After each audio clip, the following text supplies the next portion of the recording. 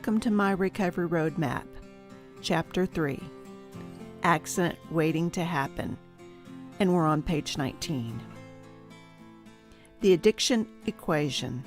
So how are these three components connected with addiction?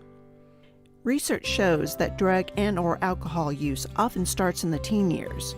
So as the brain's communication highway between the emotional part of the brain, the amygdala, and the decision-making center, the prefrontal cortex, are still developing, and then with the introduction of the drugs and/or alcohol abuse, it interferes with the maturing of the prefrontal cortex and reduces the communication between the two.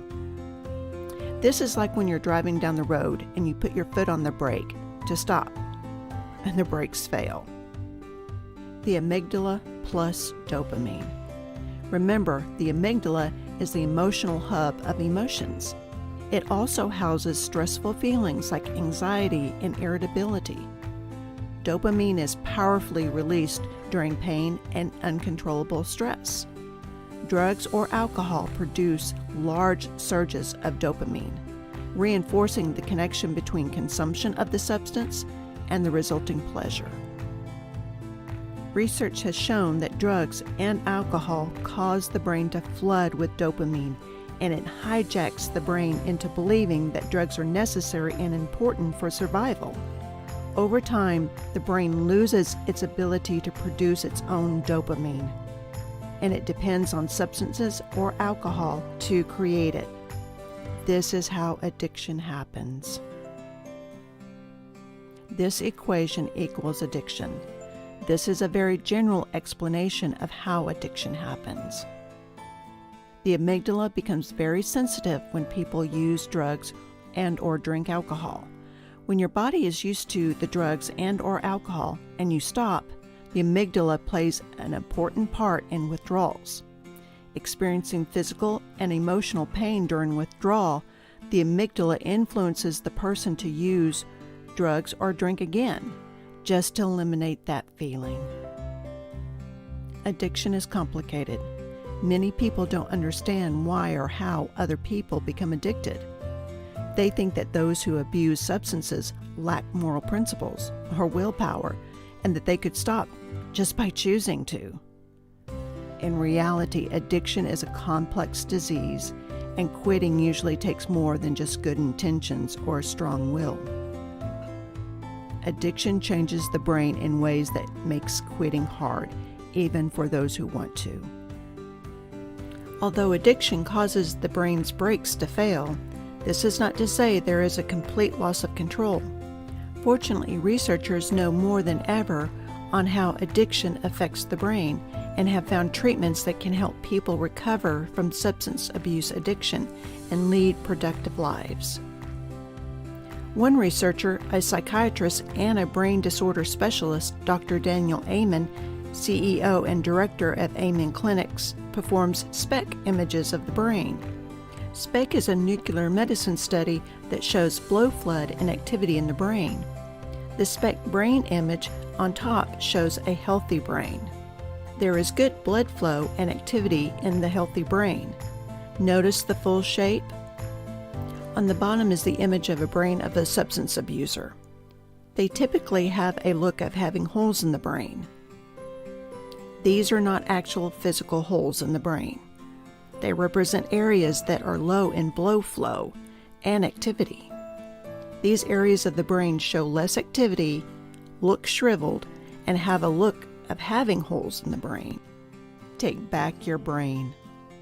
According to the National Institute on Drug Abuse, addiction is defined as a chronic, relapsing brain disease that is characterized by compulsive drug seeking and use, despite harmful consequences.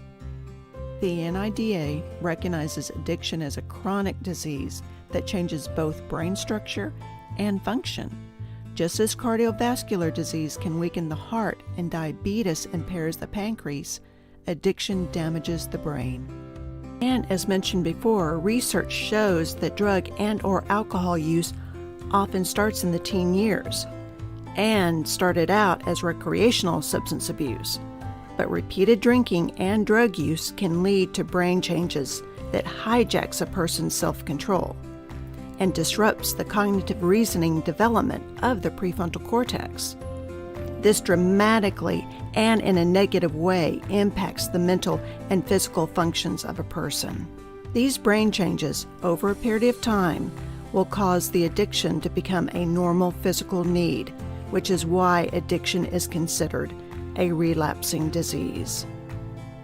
But there is hope. After abstaining from drug and/or alcohol, the brain can heal.